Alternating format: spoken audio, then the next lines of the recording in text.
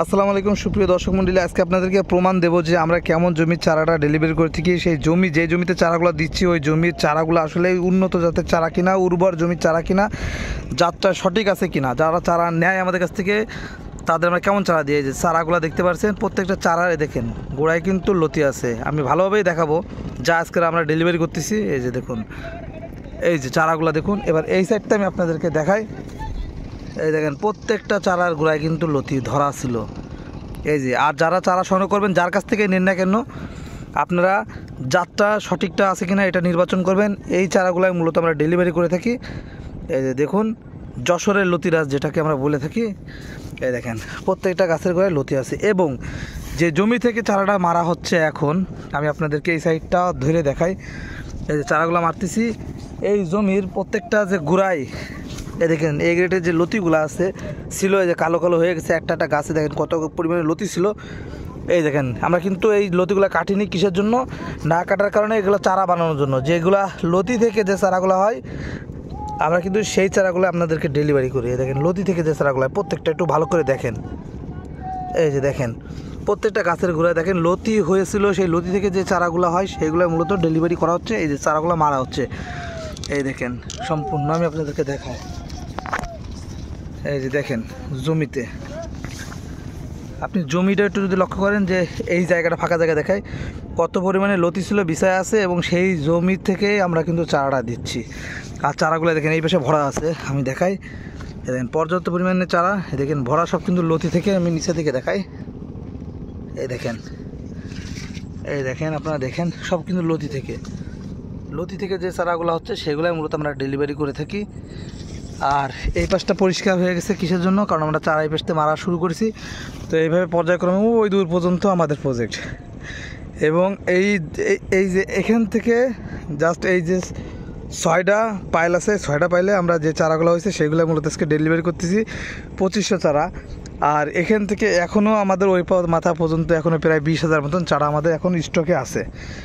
যদি আপনাদের কারো চারা লাগে, পুরাতন জমির চারা, এই যে আমরা মেরে দিচ্ছি, আপনারা দেখতে পাচ্ছেন চারার গায়ে লতিও ধরা আছে। লাগানোর সাথে সাথে রেজাল্ট 100% লতিরাজ যশোরের, দেখতে পাচ্ছেন। এবং আরেকটা বিষয় বলি, যে আপনারা দেখতেছেন যে আমাদের অন্য অন্য যে জমিগুলো আছে, যে প্রজেক্টগুলো, ওই যে অনেক পরিমাণে লতি আছে, লতি যেগুলো এখন বর্তমান বাজারে বিক্রি করার জন্য উঠানো হচ্ছে। দেখবেন যে গাছে প্রায় একটা গাছে 15টা 10টা করে লতি ধরে আছে। ঠিক আছে, যে ভিডিওটা আবার গত ভিডিও যদি আপনারা কেউ দেখেন তাহলে বুঝতে পারবেন ওই প্রজেক্টগুলায়।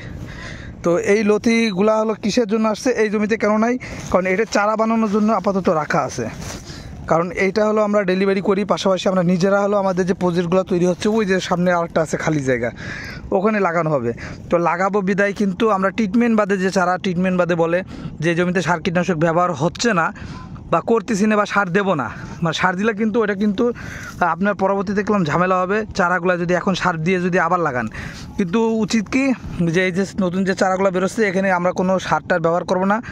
পরবর্তীতে এই চারাগুলো ট্রিটমেন্ট বাদে চারা বলে, এই ট্রিটমেন্ট বাদে চারাগুলো লাগাইলে সার মাটি যখন আমরা মাটিতে লাগাবো, জমি চাষ করে পরবর্তী লাগানোর সাথে সাথে এই চারাগুলো দ্রুত শিকড় আসবে এবং লতি আসবে।